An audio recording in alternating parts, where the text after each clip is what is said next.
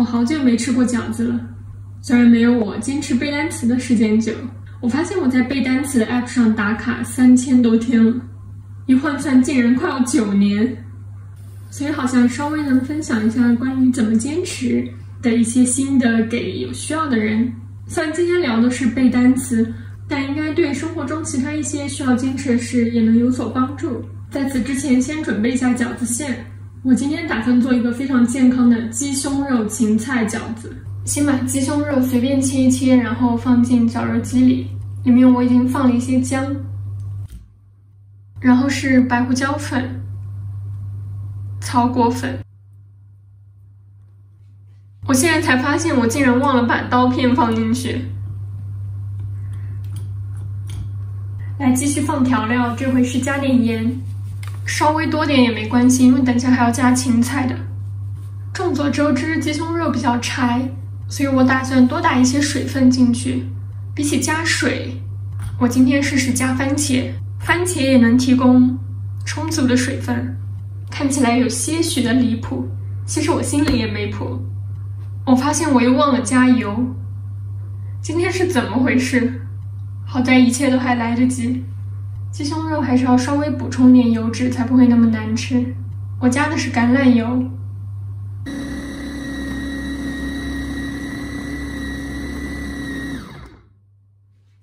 鸡胸肉的部分就处理好了。芹菜的部分我用的是这种细的小香芹，我觉得比大的西芹要更香一些，好像也更适合用来包在饺子里。把芹菜加到刚才鸡胸肉里，然后顺着一个方向搅匀。搅的时候就能感受到非常大的阻力，番茄汁水和油都已经完全被吸收了。好了，都准备好了。现在我们来聊一聊如何坚持背单词吧。单词是学好英语的基础，然而根据人的遗忘的规律，忘记学过的单词几乎是一种必然。所以能够对抗这种遗忘的方法就是不断的重复。要能不断的重复的话，就得把背单词当做一个习惯来培养。习惯就意味着可以不太费力，不太需要用强大的意志力去勉强自己，所以才能做到长期坚持。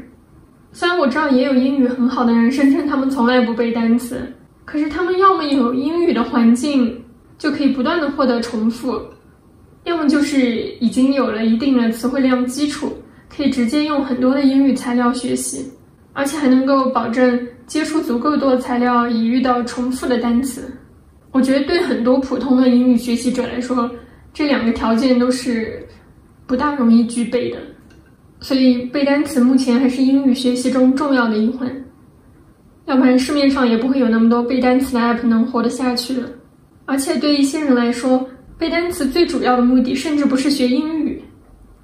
可能只是为生活寻找一个比较可靠、有益处的锚点。所以具体该怎么来做呢？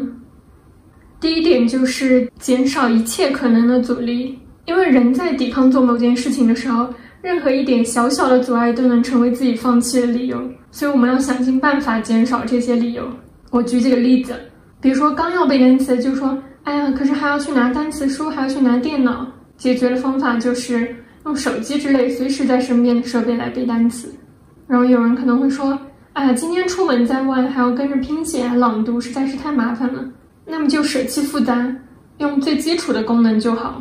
用眼睛看着背。还有的人可能马上就面临英语考试，就觉得这么背单词得背到猴年马月去，就必须得寻找突击的方法。其实这两者不冲突，可以为考试单独做其他的准备，但不要影响每日的背单词，导致急于求成反而溃败。可能还有一种忧虑是，哎呀，朋友和家人会觉得我太做作了，怎么在他们面前还在那儿背单词？这一点的话，就要试着去习惯，等时间久了，你就会能在别人的眼光下学习了。如果一开始的时候实在做不到，那就静音，当做看着手机，或者把背单词的时间安排在独处的时间。还能想到的一种场景是说，哎呀，今天喝醉了，或者今天太累了，或者今天太晚了，那就尽量把背单词安排在早上做其他事之前。总之就是尽一切的努力减少可能的阻力。第二点是把背单词融入现有的生活流程之中，因为生活中有很多本来就已经是习惯的事，我们每天都在机械化的执行，就可以把背单词完美的融入这个流程中。比如说刷牙的时候、上厕所的时候、吃早饭的时候，因为这些事你本来每天也要做，而且也不受到当天其他安排的打扰，所以也就确保了背单词的时间，就也没有办法给自己找借口说今天太忙了没有时间，再忙总不可能也不刷牙不上厕所吧。第三点是放低标准，我发现这是很多人坚持失败的原因，就是因为你的标准不够低，尤其是在培养习惯的初期，重要的是习惯本身，而不是冲刺了多少。所以为了避免自己放弃，可以设定每日的目标低于自己的理想目标。比如说希望自己每天可以背100个，那你可以先设为50个，不行的话20个。你也可以从非常简单的你有很多熟悉的词语的单词书开始背，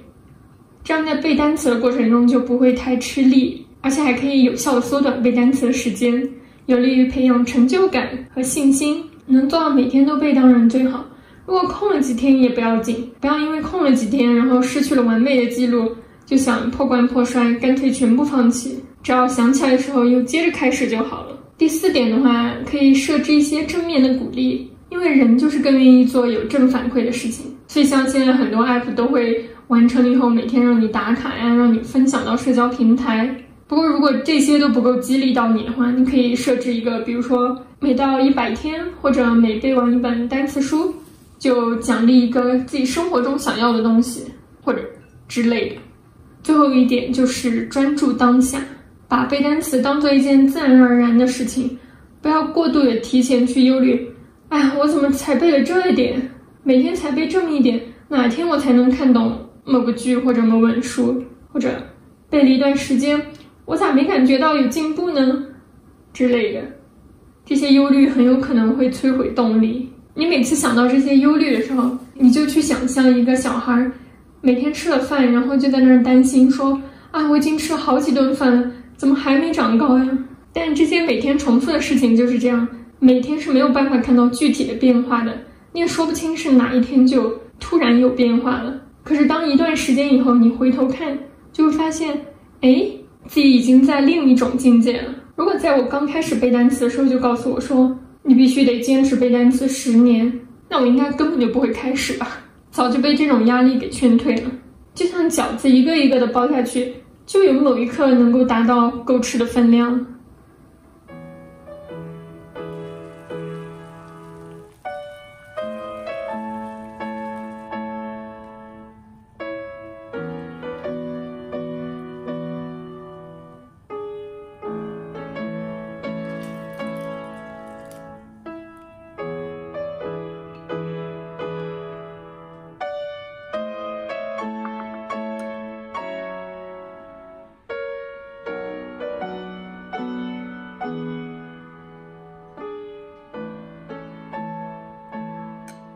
来尝一下我这个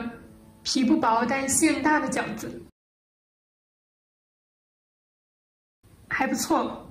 不过番茄的味道几乎尝不出来，吃上去就是一个非常正常的芹菜馅饺子。不过番茄确实已经化作春泥更护花了，